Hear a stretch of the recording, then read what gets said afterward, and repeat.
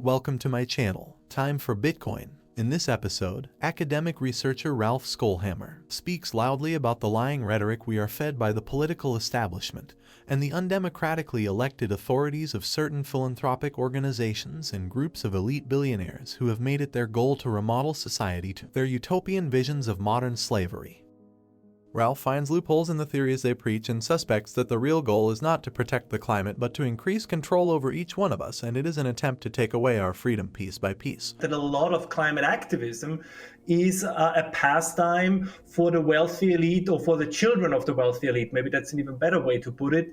And many of those who are represented in culture, in the media, or kind of to put it in a more general term, those who currently gather in Davos, right? This is exactly kind of the group of people that has certain issues on top of their agenda because it satisfies their own feeling of virtue, their own feeling of importance. But unfortunately, them pursuing their own goals can have devastating effects on those on the lower end of the, whether it's socioeconomically or planet-wide, right? I mean, we talked about this in the past.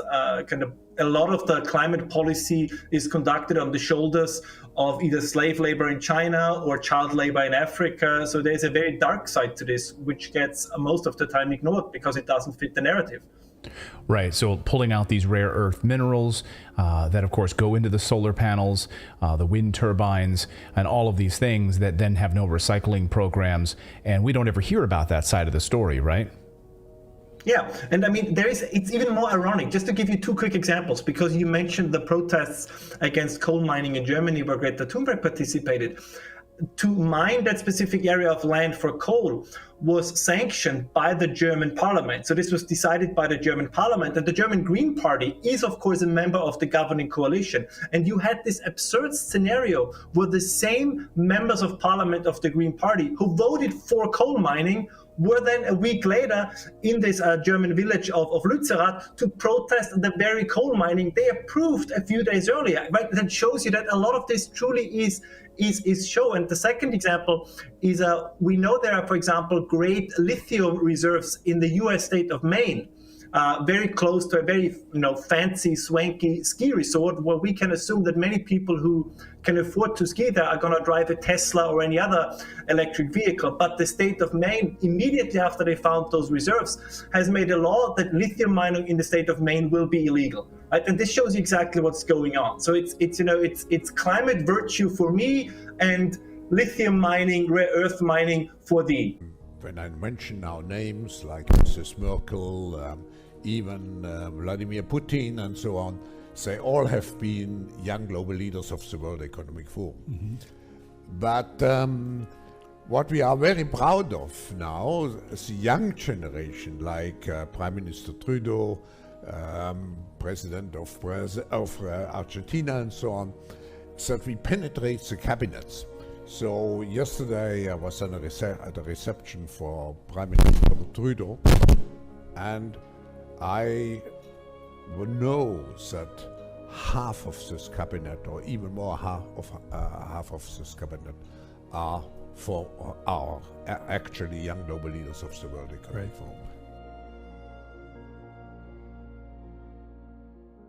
I think that's really the matter that we have to discuss in more detail, that this is not a technical question or a scientific question. This is really a matter of many of those people in power or close to those in power, like, for example, the WEF, Klaus Schwab and others, right? That they found their meaning, their identity, their reason of existence, if you want, in this, as they call it themselves, right? I mean, Klaus Schwab's book is literally titled The Great Reset, right? This idea we have to remake the world at all cost, or to put it differently, not at all cost for them, but very much at all cost for everybody else. I mean, there was this very, ironic story, and we hear this all the time, about the number of private jets that flew into Switzerland, and that apparently escort services had to recruit, new employees, so to speak, to satisfy the extreme demand for sex workers during the time in Davos. So it really has this kind of pre-French revolutionary feeling a little bit, right, where you have this luxuriously living elite that at the same time wants to tell people that, you can't drive your car, you want to visit somebody using a plane because they live further away, maybe you shouldn't do this. And I think there's a lot, or a huge part of this is, you yourself want to live a swanky lifestyle without feeling bad about it. So what you do is you try to ban others from doing it. But this is really a cultural phenomenon, I would argue, much more than a technical phenomenon, or even has anything particularly to do with the climate, because we all know that climate change will be mostly affected in India, in China, and other parts of the world. It's not going to be decided in a coal mine in Germany or in a, electric vehicles in France. That's not going to be the front where this is going to be decided. It's even more absurd. I mean, let's assume, and that's fine by me, like let's assume that we disagree with the methods, but we agree with the goals of, the Greta Thunbergs of the world. Now, if we look at the numbers, it's absolutely clear that the richer people get, the wealthier they get, the more they care about the climate, right? The more they care about environmental issues. So if they would be smart, or if it would really be about the climate and the environment, they would say, let's try to get as many people as possible, as rich as possible, as quickly as possible, because then they're going to care even more about the issues that we care about. But that's not what they do. They do exactly the opposite, right? They say, well, people, then they can't afford certain things, right? Certain lifestyles. We have to eat less meat. We have to travel less. As you said before, right? We have to get used to the fact that you can't to use one recent example, you can't take a hot shower every day. But this is not how you're going to convince people of your agenda. But that's my point. I don't think that the agenda really is what motivates them. I would even go so far to say, if we would go, to the kind of the most outspoken activists and say, so here we have a magic button, and if we hit this magic button, right, we can freeze global climate, below 1.5 degrees. I would suspect that they would say, we cannot push that button, because even if then the climate problem is solved, there is still so much else we have to do, because the system per se is wrong. Capitalism itself has to be, abandoned or changed. So this is really my suspicion, is it's more about a search for identity, which I can find also a little bit into this idea of a transnational identity, right? You identify with the globe and not your nation or your immediate region. And I think this is how we have to have this conversation more and more, that this is an ideology or a culture, if you want, right, that has very, very specific, emotionally held goals or things they want to achieve, but it's more driven by religious fervor and the religious sentiment, and not by a problem-solving attitude. Because, last point, if it would be problem-solving, there are many good news, right? The ozone layer apparently is healing itself over time.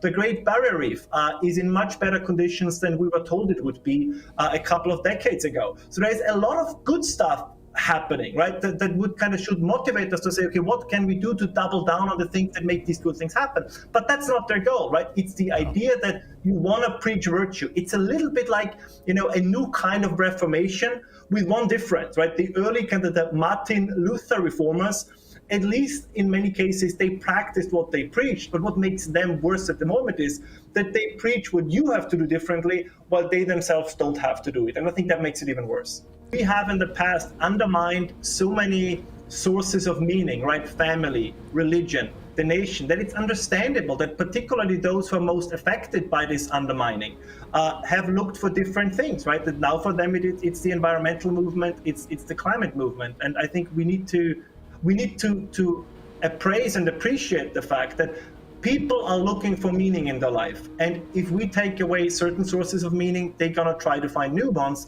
But the question is, what is the effect of these new sources of meaning? And I'm afraid that the direction which we're currently going, right, for many people, will have very negative consequences. And this is worthwhile to point out, and to, as much as we can, mobilize against it. Please tell me, what do you think about it? Should we do something to stop the elite before it's too late? And if the answer is yes, what should we do? Let me know in the comments. Thank you for staying until the end. Please like and subscribe if you appreciate my work.